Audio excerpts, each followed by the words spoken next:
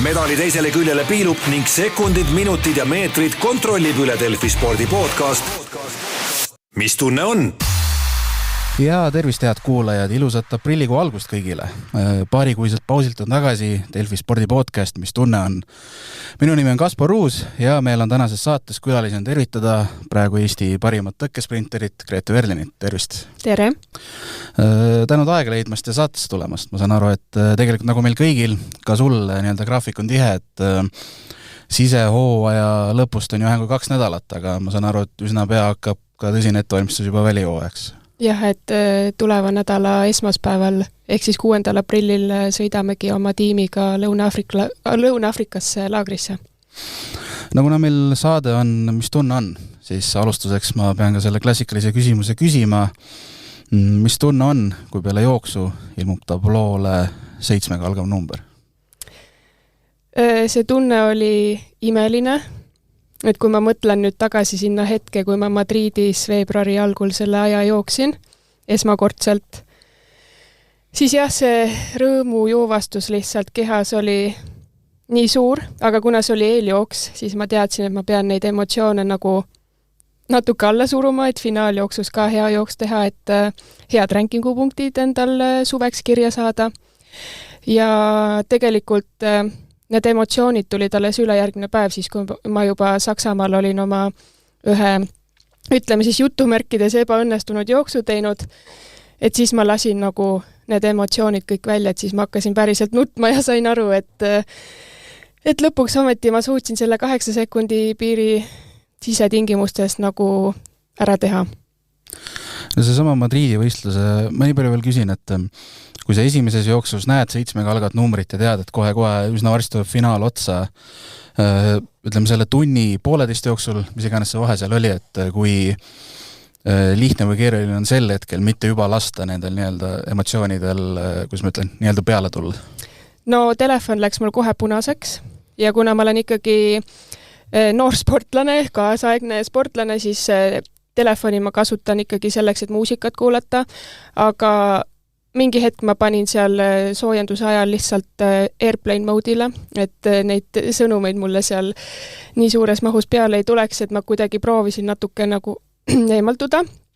Et see oli täiesti teistmoodi kogemus, et võtta ennast täitsa teistmoodi kokku, aga ma tundsin, et minek on ülihea, et ma ikkagi pean finaalis samamoodi ära vormistama selle ja õnneks selles osas nagu vormistasingi, et lõppkohaks jäi ju 3. koht. No tuleme tänavuse hooaja juurde veel hiljem kindlasti tagasi, aga läheks natukene spordide algusesse, et kui me eksi kergejõustikus esimene treener oli Krista Valgepea, küsin austuseks, kuidas sa üldse kergejõustikuni just jõudsid? Ma olen seda lugu miljoneid kordi tegelikult rääkinud, aga see on alati üks selline tore lugu, mida rääkida, et koolide vahelisel võistlusel siis Nõmmel vanemate klasside kehalise õpetaja Asta Jänese märkas mind, et ma hüppasin seal 3. klassis juba 4 meetrit kaugust, ega mina tol hetkel ei saanud üldse aru, mis imetulemus see võib-olla minu vanuses siis oli. Ja kohe Asta Jänese siis võttis rajalt mind maha ja kutsus siis enda õe trenni, ehk siis Asta õde ongi Krista Valgepea. Ja 4. klassis ma veel trennis ei käinud ja 5. klassis siis oktoobris ma sinna trenni läksin esmakordselt ja pikemaks ajaks sinna ka jäin. Mis just kergejõustiku juures kõige rohkem võlust tol hetkel, kui 5. klassis nii-öelda läksid ja ka jäid trenni? Ma arvan, et selline võistlushimu ja tegelikult kooli ajal mulle juba väga meeldis see, et ma olin vanemate klassi poistest parem, et see kuidagi oli minu jaoks selline mõõdupuu alati, et kui ma teadsin, et meil olid mingisugused kehalised katsed, siis ma alati õpetaja käest küsisin, et kui palju vanemate klasside poisid hüppasid või jooksid, et ma tahtsin nagu alati ära teha neile. Et ma ei tea, kuidagi selline kirg oli juba vaiksest peale, et see kuidagi köitis mind ja see väga meeldis mulle ja ma ei pidanud ennast kunagi sundima nagu trenni tegema või trenni minema. Kuidas vanemate klasside poisid vastu võtsid seda, kui kotti said? Ma ei mäleta. Et kindlasti ma arvan, et neil ka see võistlushimu selle arvelt nagu kasvas, et nad tahtsid ju ka paremad olla, kui mingi väike pisike punaste juustega tüdruks jälle algklassides on ju, et jah, ma ei tea, ma ei olegi küsinud kunagi. No olid esimesed 10 aastat, isegi natuke peale Valgepea trennides, et millal sa ise tundsid, et kergejõustikuga võiks ka nii-öelda, millal see, ütleme, tippspordide sihiks tekkis ja kui kaua ta oli, ütleme, lihtsalt noorele inimesele siuke hea hobitrenn, et liikumises olla? No kui ma aus olen, siis tegelikult mu mindset oli juba esimeses treeningus sama, mis praegu. Ma teadsin, et ma tahan kuskile mingil alal jõuda ja trenn ei olnud kunagi minu jaoks nagu hobi. Et see oligi nagu, ma ei tea, kuidas nüüd seda sõnastada, aga lihtsalt nagu minu jaoks üks väga oluline tegevus, mida ma teen selleks, et jõuda tippu. Et võib-olla minu tippu jõudmine võttis väga kaua aega, aga enda vanuseklassides, erinevates vanuseklassides noorte seas, siis ma ikkagi olin alati seal parimate seas ja kuidagi, ma ei tea, see oli minu jaoks nii loogiline ja selline, ma ei tea, ma teadsin, et ma jõuangi kuskile välja, et mul ei olnud kunagi vaja mingit motivatsiooni või ekstra mingit pushi kellegi poolt. Aga läheb nii-öelda treeneri jaoks, kuidas ma ütlen, ideaalse õpilasena, et ei pea eraldi peale käima. Kuidas sa koostööd oma esimese treeneriga iseloomustaksid? Suurepärane koostöö oli, et Krista kindlasti väga palju õpetas ja kasvatas mind inimesena, et ma olen seda varem ka maininud, et Krista roll minu elus on väga-väga oluline, et see, kes ma üldse sportlasena olen, et ta oli ka selline chill ja ütles, et pole hullu ja nüüd ta on tagant järgi ikka rääkinud neid lugusid ka, et kui võistlustel võib-olla mõni sooritus või lahtijooksu, mis iganes enne päris start ei olnud nii hea, ta alati valetas meile, et vau, super ja mega hästi. Ja tema üllatuseks vahel, kui oligi nagu päris võistlushetk, et ta oli juba selle enesekindluse meile andnud ja me tegimegi ära, on ju. Et tihti nooremas eas oli seda ka siis nagu ette tulnud. Et Krista oli jah selline kaval ja väga hea noorte treener. Et ma olen ülimalt rahul, et ma sellise treeneri alla üldse sattusin. Kas see enesekindluse tekitamine ka võistluse eel, nagu sa ütlesid, et vajadusel ka nii-öelda valetas, et kas see enesekindlus kandus ka edaspidi kohe kaasa? Ma arvan küll, et mul ei ole kunagi sellega probleeme olnud, et isegi kui midagi läheb kehvasti või läks kehvasti, et ma kuidagi saan aru, et spordis nii ongi, et ma ei saa ju kogu aeg võita ja kogu aeg rekordid püstitada, et ikkagi sellised nagu, ma ütleks, ma olen 2 jalaga maa peal olev sportlane alati olnud. 2019 jõudsid USA-sse, Washingtoni ülikooli, et ma lappasin siin varasemaid intervjuusid ja artikleid ja ma saan aru, et see algus oli parajalt segane, esiteks sa vist pidid vähemalt aasta varem jõudma või kuidas alguseks üldse nii-öelda USA-sse jõudmise kava oli?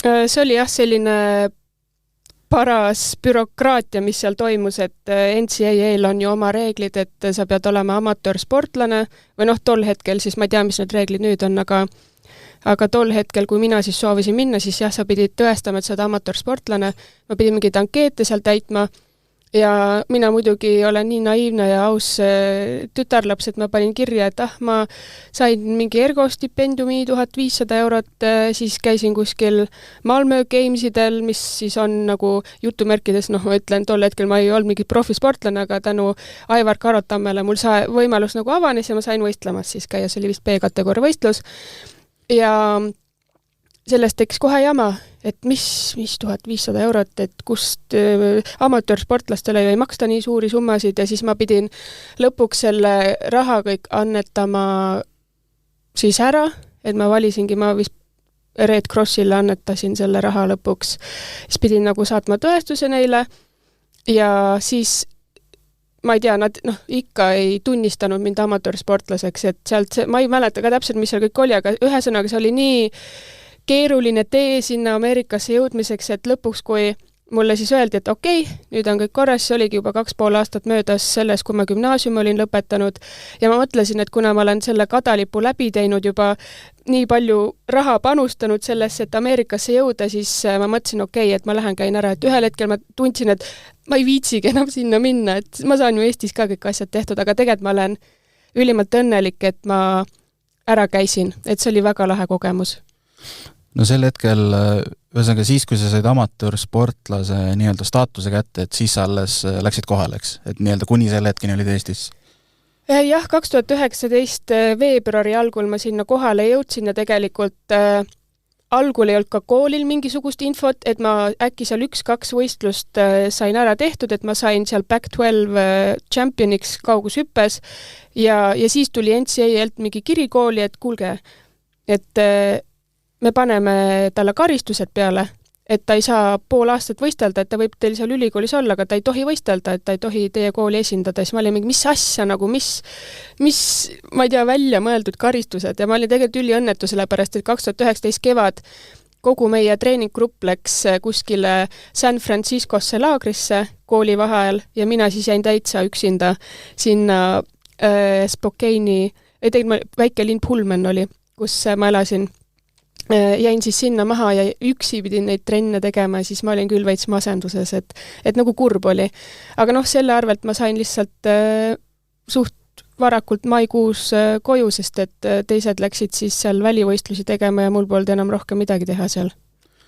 No NCAA, ütleme nendest nii-öelda NIL-lepingutes, ehk siis nii-öelda name, image, likeness on viimastel aastatel päris palju räägitud, eriti korvpalli kontekstis, et seal ju noored teenivad juba siis nii-öelda NIL-lepinguga ju mõned paremad isegi juba alla 10 miljoni, et täiesti müstilised summad ja selle kõige taustal nüüd vaadata, et mõni aasta tagasi 1500 eurone tšekk oli äkki kuidagi suur pahandus, et tundub päris tobe kuidagi.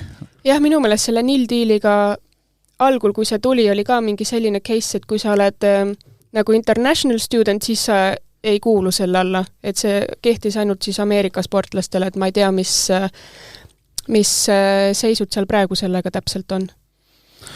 No isest USA-s 4 alal isiklikud rekordid tulid, et kuidas kogu selle bürokraatia jama ja see, et see reis venis ja kõik see, et kuidas selle kõrvalt ja õpingute kõrvalt, kuidas see ise sportimine välja näeks või kui palju energiat jõudsid jätta ka spordi peale?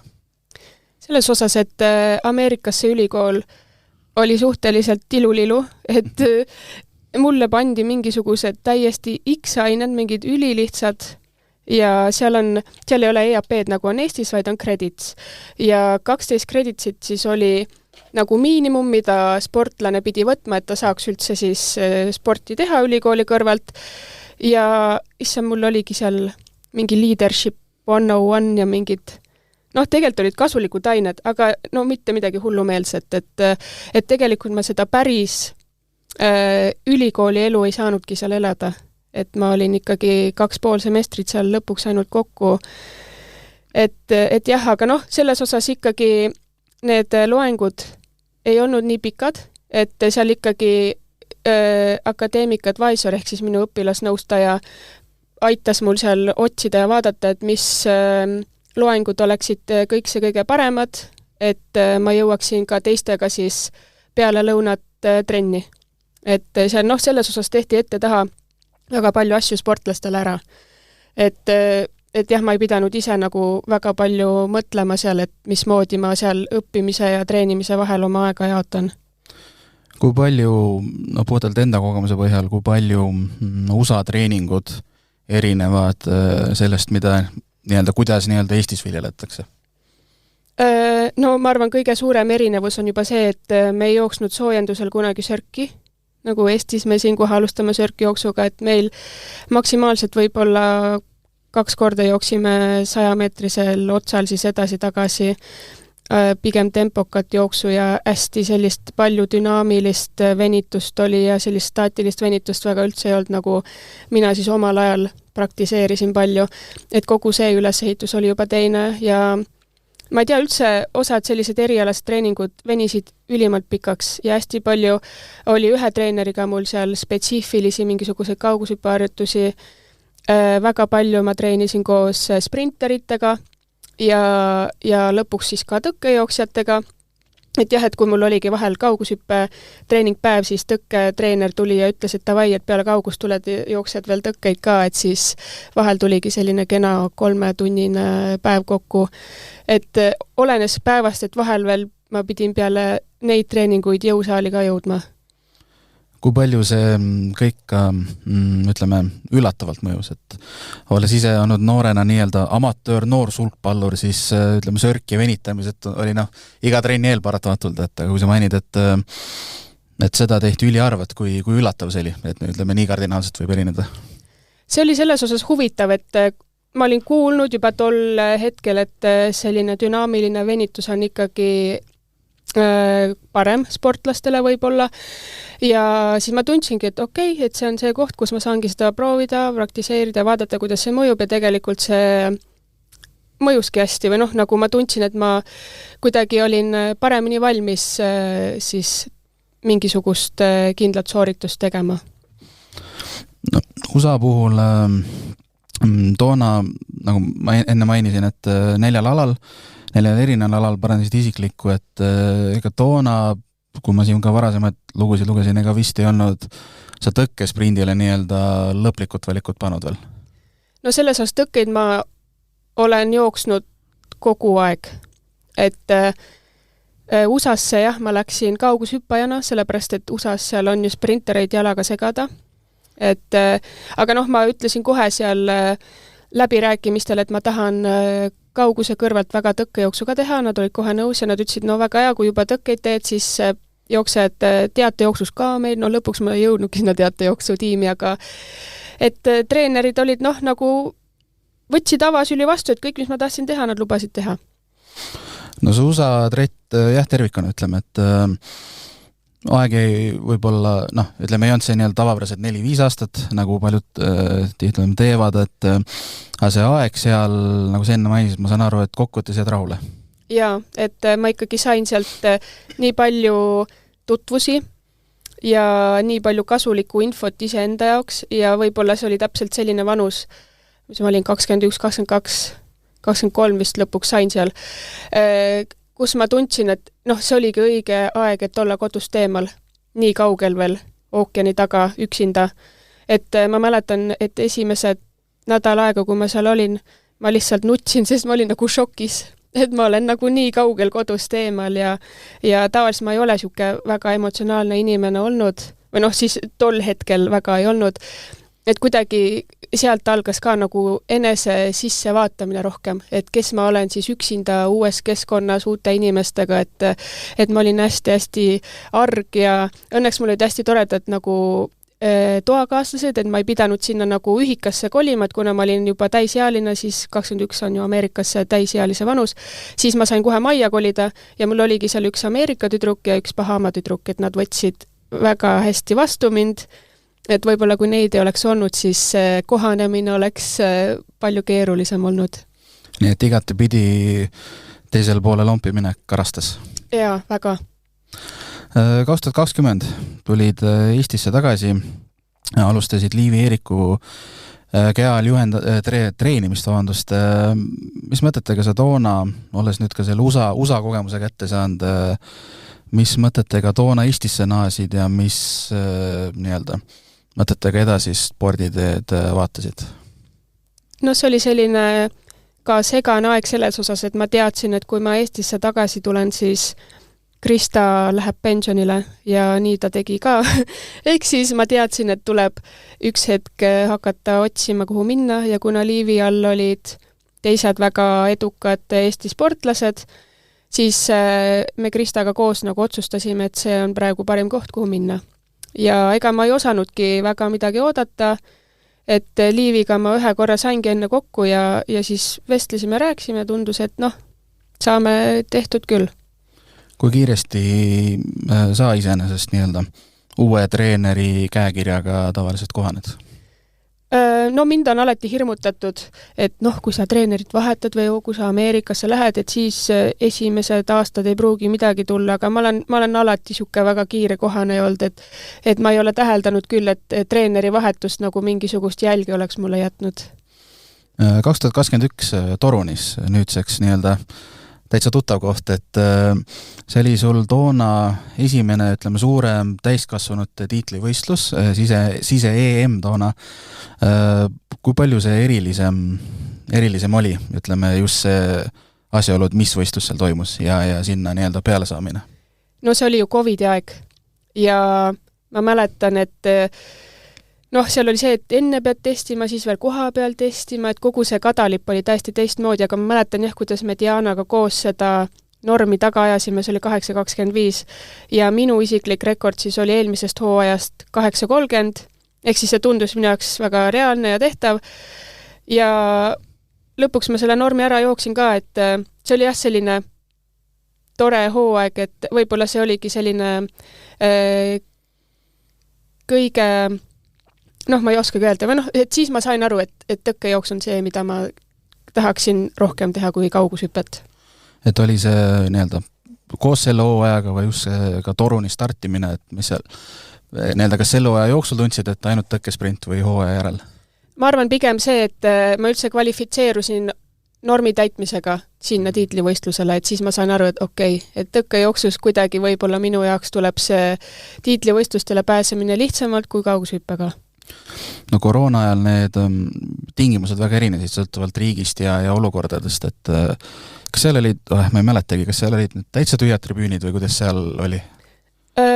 Vist pigem olid, sest et ma mäletangi ainult, et sportlased istusid tribüünidel, et see võib-olla oli selline esimene tiitlivõistlus, kus siis vaatajaid ei olnud. Aga aasta hiljem Belgradis, kas seal sai vist juba rohkem nautida? Jah, seal vist oli rohkem juba inimesi, jah. No oled, Diana Suumanit juba mainisid, et olete viimastel aastatel nii sõna otseses mõttes kõrvuti võistelnud, kõrvuti radadel kui ka kaudsemalt võistelnud, et ja ütleme kodustest konkurentidest ju siin viimase paari aega ka Anna-Maria Millend esile kerkinud, et kui nii-öelda, kuidas ma küsin, kui kihvt on see kodune konkurents olnud, koos võistlemine, harjutamine ja kõik see? Ja see on väga lahe, et nooremas eas ikkagi ma käisin ka Tartus Dianaga koos harjutamas ja jooksmas ja et see on kindlasti edasiviiv jõud, kui on suht sinuga samal tasemel sportlane kõrval olemas, et te ju mõlemad tahate teineteisest paremad olla. Et see ongi see, mis ma arvan viimastel aastatel meid tõkkejooksjatena edasi on viinud. Ütleme 60 meetri peal te olete Eesti rekordeid Dianaga ju nii-öelda vahetanud, et kui palju siukest, ütleme, heatahtlikku ma ei teagi, konkurentsi või nii-öelda aasimist on, et nüüd sai mina selle kätte? No ma mäletan, kui mina jooksin 2023 selle 8.14, siis paraku väike vigastus sundis mind hooaega varakult lõpetama ja ma ei saanud edasi joosta, kuigi ma tundsin, et mul oli rohkem sees. Ja siis Diana ju 6 päeva hiljem jooksis selle üle 1 sajandikuga. See väga kripeldas, aga tegelikult mul oli hea meel. Ja lõpuks siis Eestikatel tol samal aastal ta jooksiski 8.07 ja no siis mul oli ülimalt hea meel. Ma olin ise seal koha peal Lasnamäe hallis vaatamas ja kohe jooksu lõpus jooksin ta juurde ja kallistasin, et mul oli nii hea meel, et see tundus tol hetkel minu jaoks siuke aeg, et vau, 8.07, nii kiire, et vau, Diana jooksis, et tavai, et ma jooksin järgmine hooaeg ka, et jah, see on alati ülimalt innustav näha kõrvalt, kui teisel läheb ka hästi. Kui palju te ka, ütleme, võistlus või treeniväliselt suhtlete, et ütleme näiteks nüüd, kui sina Torunis võistlesid, et kui palju teil ka omavahel kontakti oli? No eks selles osas me ikka niimoodi vaikselt suhtleme ja räägime ja uurime, kuidas ühel on, kuidas teisel on, kust pitsitab sul, kust pitsitab mulle. et ikkagi selles osas infot jagame ja suhtleme ja uurime, et kes millal kus võistleb. 2024 liitusid ütleme, perekond Mägide treeninggrupiga, kus ma saan aru, et peamine treener on hetkel Maris Mägi, eks? Jah. Viimase paari hooaega on sul isiklikud rekordid hakanud omajagu nii-öelda heas mõttes kahanema, et 60 meetri tõketes 24 oli 8.14, mullu 8.06 ja nüüd tänavu juba 7.96, et ja pikemal maal on siis viisid mullu rekordi 13.11, et mis paari viimase hooaega on selle, ütleme, selle arengu taga, et kas on nii-öelda loomulik lihtsalt, ütleme, pika töö tagajärg või on ka midagi spetsiifilisemalt muudetud? Kindlasti see, et 2024, kui ma läksingi Mägide punti, siis sellest ajast alates ma hakkasin ainult tõkkejooksjana treenima, et ikkagi liivi all ma ju tegin kaugushüpet ka edasi, me treenisime kaugushüpet edasi, üks hetk ma tegin seal ka 5 võistlust, aga jah, et Mägide all siis läks see põhifookus tõkkejooksule ja olemegi tegelikult väga tõkkejooksja spetsiifilisi harjutusi teinud, mis kindlasti on selle suure kvaliteedi vahe toonud ja kindlasti kõik need treeningute ülesehitused on täiesti teistmoodi, et seal ikkagi ma tean, et miks ma mingit asja mingil hetkel teen, et kus see siis lõpuks nagu kajastub. Nii et ütleme selle pealt need ajad, mis ütleme veel eriti sel ajal, nüüd kui hakkas ka nii-öelda uus sekund tuli ette, et selle pealt oskasid ka neid ise oodata? No eelmine aasta ma mäletan, enne kui ma 8.06 jooksin, siis Maris ühes trennis ütles, et oi, et siit tuleb väga hea hooaeg, et 8.1 peaks Lebolt tulema. Siis ma mäletan, kui ta seda ütles, see tundus minu jaoks nagu nii entusiastlik ja siuke, võib-olla ma ise päris ei olnud veel jõudnud sinna punkti, et ma usuks, et jah, et ma võingi siuksele tasemele jõuda, et kuna mul 2024 aastast ikkagi hooaja parimaks jäi 8.18, et siis see hooaeg seal vahel kuidagi natuke pani mõtlema mind, et midagi ju peab muutma ja teistmoodi tegema. Aga jah, et eelmine aasta, kui ma selle 8.06 niimoodi plõks lambist tegelikult seal kohe hooaja algul ära jooksin, et siis ma tundsin jah, et kui ma siit nüüd edasi lähen selle sama tiimiga, siis ma veel jõuan kaugele. Kuidas ma küsin, kui magus see kõik on, kui sa neid aegu näed, et kõike selle töö, trenni ja kõige muu, ütleme, tulemusena see tuleb, et ma mäletan, nagu sa Poolas mainisid, et poolfinaalis oli 8.01, et ütleme aasta tagasi oleks selle peale, piltlikult öeldes nii-öelda kukerpall ja saltosid teinud, praegu vaatab, et võiks siit seda teist, võiks midagi, ütleme, paremini teha, et kui magus on, et jõuad tasemes sinna, kus 8.01, mis vahepeal tundus hästi kauge, on praegu see, et oleks nad paremini. No öeldakse ju, et süües kasvab isu, et eks ma tunnen ka, et ma olen võimeline veel kiiremini jooksma. Seesama nädal, kus 8 sekundit esimest korda alistus, see oli päris pikk nädal. Nädal alguses Tšehhis, seal tuli ka tegelikult ju Eesti rekordid. 8.05 ja 0.3. Madridis siis 7.97, 7.96 ja siis kohe pühapäeval oli veel Karlsruhes võistlus 8.20, et kui läbi see kogu senine reis ja nädal tolleks pühapäevaks juba võttis? No iseenesest see reisimine tegelikult ei võtnudki läbi, et eks emotsionaalne pool ja lihtsalt ka füüsiliselt taastumine nendest jooksudest, et ikkagi sellele Karlsruhele siis eennes 4 elu kõige kiiremat jooksu, 4 kõige suuremat pingutus, mis ma üldse oma närvisüsteemi ja kehaga kunagi olen suutnud teha, on ju. Et kindlasti, pühapäevaks ma olin juba valmis, et siit ei pruugigi tulla mingit väga kiiret aega, aga kuna see võistlus oli mul juba kirjas ja sellist kogemust mul nagu all ei ole, et 6 päeva jooksul 5 või 6 jooksu teha, on ju. Et siis ma mõtlesin, et vahet ei ole, ma proovin ära, et peale seda saab ju aja maha võtta, 3 nädalat on siis veel Eestikateni aega, et küll ma nagu sellest august välja tulen. Ja ma saan aru, et selle 3 nädalaga sa isest Estikateks astusid juba enam-vähem ära? Jah, et naljakal kombel Eesti meistrivõistlused olidki täpselt 3 nädalat siis peale Saksamaa võistlustes oligi esimene päev, kus ma tundsin, et ma olen päriselt nüüd valmis ja puhanud. ajastusel jah. Jah, et võib-olla natuke ka see, et ma teadsin ju, et see võistlus tuleb, et ma pean nagu kokku võtma ja ära tegema. No siis tuli sisehooaja, ütleme, tippsündmuse Torunis sise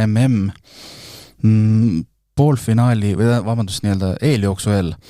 Nagu sa ise ütlesid ka peale eeljooksu, et sa tulidki siia seda tegema, nii-öelda Eesti rekordi lähedast aega ja kindlasti vähemalt õhtusesse esimesse jooksu saama, et kui keeruline ikkagi on, ütleme, võistluse, ma ei tea, kas just samal päeval või võistluse eel just selle sükse, ütleme, pingete või ütleme, enda ootustega toime tulla ja pika küsimuse lõpuks, kui palju sa ka tunnetad, et ka teised või ma ei tea, meedia või Eesti ootab, et nüüd oleks vaja jälle ikkagi hakata alla 8 jooksma? No eks enne MM-i see meedia virvarr mu ümber oli tavalisest suurem, et ma juba tundsin, et ma seal 2 nädala jooksul pidin 6 erinevale inimesele põhimõtteliselt kogu aeg ühte sama juttu rääkima, et see on juba omaette väsitav. Ja see klassikaline küsimus, et mis on siis sinu ootused ja mis on sinu eeldused on ju, see on paratamatu sportlasena, et ma ei taha neid eesmärke kunagi niimoodi täpselt nagu välja öelda, sest ma ei tea, ma natuke kardan, et äkki ma sõnun ära on ju. Et ma pigem hoian enda teada, siis ma poliitkorrektselt vastan, et ikkagi poolfinaali tahaks jõuda ja miinimum eesmärk. Aga jah, et ma ütleks, et vanusega on tulnud see kogemus, et üks päev enne võistlusi ma ei narveeri niimoodi, et ma ikkagi öösel saan hästi magada. Et minu jaoks ongi kõige olulisem see uni, mis eelneb võistluspäevale, et see oleks kvaliteetne ja ma tean, et ma saan ise nii palju ära teha, et see uni oleks hea, et ma söön hästi, ma tarbin piisavalt vedelikku, ma liigun väljas ja et ma õhtuks ei koormaks siis oma aju, ma ei tea, ekraanidega üle on ju. Et jah, ma tunnen, et lihtsalt läbi kogemuse ma olen need asjad endal nii hästi paika saanud, et okei, kindlasti nagu mingisugune teistmoodi elevus või ärevus on selle osas, et ma tean, et see on tiitlivõistlus, aga siis ma jälle mõtlen, et aga kohal on põhimõtteliselt kõik need samad inimesed, kellega ma koos olen juba jooksnud ja võistelnud, et jah, et ega siin nii suurt erinevust ei ole, lihtsalt see lõppkoht siis oleneb või on olulisem kui teistel võistlustel võib-olla, võiks nii öelda. No nüüd ajakirjanikul on muidugi huvitav küsida, aga kui väsitav võib olla ka meediaga suhtlus või ütleme, kui tulevad head tulemused ja sellest ütleme ilmselgelt kõrgendatud tähelepanu, et kuidas sul ise sellega harjumine on olnud? No ma ütleks, et ma olen hästi toime tulnud, et eks ma olen pigem selline naiivne ja avatud inimene, et ma võin siin osad ajakirjanikud ühe küsimusega surnuks ka rääkida, kui vaja on, et selles osas jah, et ikkagi seda kogemust on juba eelnevalt ka tulnud, et seal Eesti meistrivõistlustel ju topitakse kohe mikrofon sulle nina alla, et nüüd anna kohe tagasiside, kuidas jooks oli ja mis tunne on, et selles osas koolitus on juba allkorralik olemas olnud. Need ajad, mis sa nüüd oled jooksnud sisest, teed seda ajal, mil, kui räägime puhtalt kas või 60 meetri tõkkesprindist, on üldse ju nii-öelda absoluutselt oma selle ajaloo kõrgemal tasemel, et ka nüüd ju alles värske MM-tiitel, Devin Charltoni tiitel tuli talle ju tegelikult tema enda maailmarekordi kordamisega ja need ajad või võrdlused a la 10 aasta taguse ajaga ja mis on tänapäeval on ju päris suured, et kuidas sa ise tunned sellisel ajal, sellisel ajastul ka ise seal tipu lähedal olla? No võiks ju mõelda, et issand oleks 10 aastat tagasi sellises vormis olnud, et siis oleks üks maailma parimatest olnud, on ju.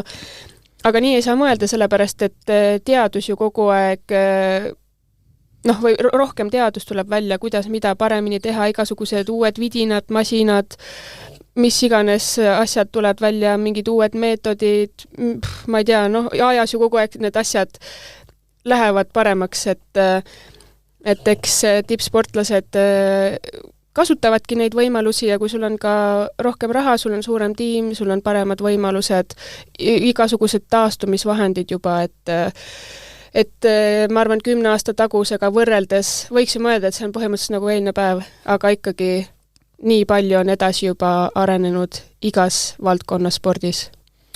kui lähedased tõkkesprinterid muidu üldse on? Ütleme, kui sa näiteks MM-il Poolas, kui palju teiste riikide kolleegidega suhtlust on? No tõkkejooksjate seas mul paar sõbrannat on olnud, et soomlastega üldjuhul tavaliselt saame väga hästi võistlustel läbi, siis samamoodi see Ameerika Bahama toakaaslane mul on tõkkejooksja, et temaga MM-il jooksis, et nägime seal üle pika aja ja ka suhtlesime, rääkisime, aga üldjuhul ikkagi sprinterid kipuvad olema sellised, et kui sa teed oma soojendust, teed oma asja, siis sa oled oma mullis ja teed oma asja. Et siis üldjuhul keegi niimoodi väga seal ei suhtle ja ei räägi, aga jah, et võib-olla peale võistlust, kui sa küsid ja räägid, et mis sa edasi teed, kus laagrisse lähed, siis ikkagi jah, sportlased on avatud ja pigem jagavad. No oleme siin pikalt rääkinud, ütleme, selle hooaja tulemustest ja MM-il käimisest, et sa tegelikult teed ju seda kõike töö kõrvalt, et eelmisel sügisel sai sinust Mustamäe gümnaasiumis, kui ma eksi, poole kohaga, 1. kuni 5. klassi õpilasnõustajat. Ma saan aru, et see ei ole ka esimene kord, kui pead tippspordi kõrvalt nii-öelda tavatööd tegema. Jah, et 2 aastat siis peale ülikooli lõpetamist ma sain keskenduda täiskohaga tippspordile, aga samas ma alati tundsin, et midagi võiks kõrval veel olla. Et kuidagi nagu aega jäi ikkagi piisavalt palju üle, et ma kohati võib-olla alateadlikult kogu aeg tundsin süüd, et ma võiks ju teha veel midagi kasulikku iseenda jaoks, ehk siis teenida raha. Ja ma olingi päris pikalt Töötukassas, ma käisin karjäärinõustaja juures ja võib-olla minu siis psühholoogia bakalaureuse haridusega ongi natuke ka eetiline dilemma, et kuhu ma siis täpselt oma haridusega tööle saan minna ja mis ma teha võiks. Ja siis mul üks vana kursaõde käis külas ja rääkis, et kuule, siin Mustamäe gümnaasiumis pakutakse õpilasnõustaja kohta, et kandideeri. Ja ma olin, no okei, ma kandideerin. Ja kandideerisin ja siis juba maikuus sain teada, et mind võeti tööle sinna ja tegelikult 2025 suvi ma natuke juba narveerisin ja tundus hirmus, et issand, et nüüd ma peangi nagu teooria maailmast praktilisse maailma minema ja hakkama nüüd seda päris asja tegema, aga ma olen üliõnnelik, et ma sinna tööle läksin, et isegi kui see tunduski täiesti mugavustsoonist välja minek ja hirmus samm on ju, see ikkagi inimesena on mind väga palju kasvatanud ja väga palju õpetanud. Kuidas see töö, kus sa praegu oled, kuidas see meeldib olemuselt? Mulle väga meeldib. Et paljud kõrvalt küsivad, et issand, koolis raske ju lapsed ja mul ongi 1. kuni 5. klass. Et eks nad ongi keerulised ja eks see on täpselt selline vanus, kus väga palju arenetakse ja kasvatakse ja see 1. kuni 5. klassi arengu vahe lihtsalt on ju tohutu suur ja erinev, et eks ma väga palju ise kogu aeg uurin ja loen juurde, kuidas, mismoodi ja ka lastevanematega kohtumine ja siis nende nõustamine, siis ma tunnen et mis mõttes, et mina pean andma lapsevanemale nõu, kui mul endal lapsi ei ole, aga see ongi üks minu töö osa ja ma tunnen, et tegelikult ma olen nende nõustamistega hästi hakkama saanud, sest et ikkagi mingisugused teooriad mul on olemas, mida siis vanematele soovitada ja rääkida, mis nad saaksid võib-olla koduses keskkonnas oma lastega praktiseerida ja proovida. No see töö ja tippspordi kõrvutamine, et nagu sa mainisid, et ühtepidi tahaks ka midagi muud kõrvale teha, kui palju see ka, puht finantsiliselt, sinu puhul ka vajalik on, et tööl käia tippspordi kõrvalt? No selles osas üüri on vaja maksta, süüa on vaja osta, et eks see on selline tavaline täiskasvanu inimese elu osa, et jah, et nii palju kui sealt üüri ja toidu kõrvalt raha mul üle jääb, siis ma selle suunan kõik sinna treeninglaagri fondi endal lihtsalt ja nii ongi. Kuidas ma ütlen, kui keeruline see on või ütleme see, ühtepidi, kui puhtalt spordist rääkida, tahaks ju ainult trennidele, võistlustele, plaanidele keskenduda, aga ka taustal just selle finantspoole ja kõige vajaliku tagamise, muretsemise pärast kõige selle kõrvutamine? No selles osas ma tunnen, et praegu ma olen kuidagi väga hästi selle endal paika saanud, et mingi hetk seal, kui ma tööle läksin, siis korra ikka pitsitas küll, et ma pidin nagu väga valima, kus ma käin ja mis ma ostan ja kas ma üldse saan osta. Aga see oli jah selline õnneks väikene periood, et kuidagi, ma ei tea, ma mõtlen, et on mis on, ma saan hakkama, sain varem ka hakkama, et küll kõik laabub. Ja ütleme, sportlaste mingi aeg ju paratamatult lõpeb, et siis on isest ka nii-öelda tavamaailma kogemused ja asjad juba all, et see aitab, ma usun, kaasa. Ja kindlasti, et ma tunnengi, või mult küsitaksegi, et kuidas sa koolis toime tuled, et kas sa ei tassi neid muresid ja probleeme kaasa, et ma tunnengi, et on sportlane Grete ja on õpilasnõustaja Grete, et ma teen või suudan rolle vahetada ja ma tunnengi, et tänu sellele, et mul on ka see õpilasnõustaja või psühholoog Grete roll siis olemas juba loodud, siis selle arvelt jah, et tulevikus, kui sporditee ükskord läbi saab, tippsporditee, siis mul ei ole sellist nagu järsku kukkumist, et ma juba olen valmis teises valdkonnas siis uut karjääri endale üles ehitama. Kui palju need, nagu sa ütlesid nii-öelda, 2 Gretet erinevad? No ma tahaks öelda, et tegelikult mingisugune läbiv joon Gretest on mõlemas rollis, aga lihtsalt ma arvan, need rollid on niivõrd erinevad, et üks on, ma saan nagu seda õpilasnõustaja psühholoogi rolli üle kanda ka sporti, et ma ikkagi sportlasena pean ka vaimselt toime tulema ja saan nagu neid mingisuguseid teoreetilisi asju enda peal kasutada ja mis iganes. Aga jah, et seda sportlase Gretet seal koolis nii väga palju ma ei kasuta, ma ei tahagi kasutada, sellepärast, et ma teangi, et kui ma koolimaja uksest välja astun, siis õpilasnõustaja Grete jääb sinna koolimaja ukse taha, sissepoole ja kui välja astun, siis on sportlane Grete, et siis ma hakkan jälle mõtlema, kuidas nüüd söön, kuidas taastun, mis kell magama lähen, et siis ma lähen jälle sinna täiesti teise maailma. Kui palju see ajaplaneerimine, kuidas ma küsin, et ütleme ajaplaneerimine, kui lihtne see sinu jaoks on või keeruline aastatega? Ma arvan, et pigem see on treeneri jaoks keerulisem, et minu kõrvalt ju ikkagi meil teised nooremad sportlased käivad ülikoolis, osad veel seal gümnaasiumis on ju, et treeneril on siis mingisugused kellaajad, et ta teab, kes mis kell kus olema peab, et tema siis laveerib ja vaatab seal, et kuhu ta selle mingisuguse treeningu meil kõik koos ära saab mahutada, kui see võimalik on. Et mulle öeldakse lihtsalt, et esmaspäeval kell 10 seal, et ega mina nii palju selles osas muretsema ei pea. Ma natuke küsin veel selle, spordisüsteemi kohta, et aprillis teatavasti koguneb EOK-ga tippspordikomisjon, et sa olid nüüd sise-MM-il top 20 seas, kui oluline see oleks, kui EOK ikkagi nimetaks C-kategooria peale? Ma isiklikult sellesse ei panusta, sest et ikkagi 60 meetri tõkkejooks ei ole olümpiaala, et ma tean, et nad ikkagi pigem arvestavad ja vaatavad välitingimustes minu alal siis 100 meetri tõkkejooksus. Et see oleks muidugi ülimalt tore, kui nad arvaks mind sinna tiimi, sest et selle arvelt ma kohe saaksin juba kooli juhtkonnale teatada, et ma ei lähe töölt ära, aga ma vähendaks koormust veel, kui see võimalik on. Et ma ikkagi tunnen, et ma tahan tööle edasi jääda, isegi kui ma selle sportlaspalga siis nii-öelda endale taha saaks. Ja siin viimase aastaga on tulnud sõnumid, et erandeid pigem tehakse vähe EOK poolt, et kuidas sulle sportlasena see kõik tundub, et kas võiks olla natuke paindlikum see? Kindlasti võiks olla, aga nagu ma aru saan, siis alati see kõige suurem murekoht ongi lihtsalt raha, et raha ei ole ja eks nad siis seal ise peavad vaatama täpselt, kellele, kuidas, kui palju nad anda ja jagada saavad. Et see on paratamatu. Välihooaeg on nii-öelda, kuidas ma ütlen, järgmine siht. Küsin austuseks järgmisel nädalal, kuhu ja kui suure kambaga laagrisse lähete?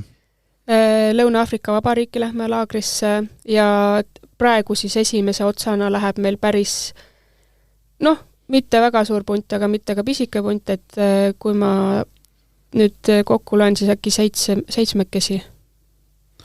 Mis need välislaagritest, LAV, Hispaania, Portugalis, et ja ka mujal palju käiakse, et mis kant endale kõige rohkem meeldib?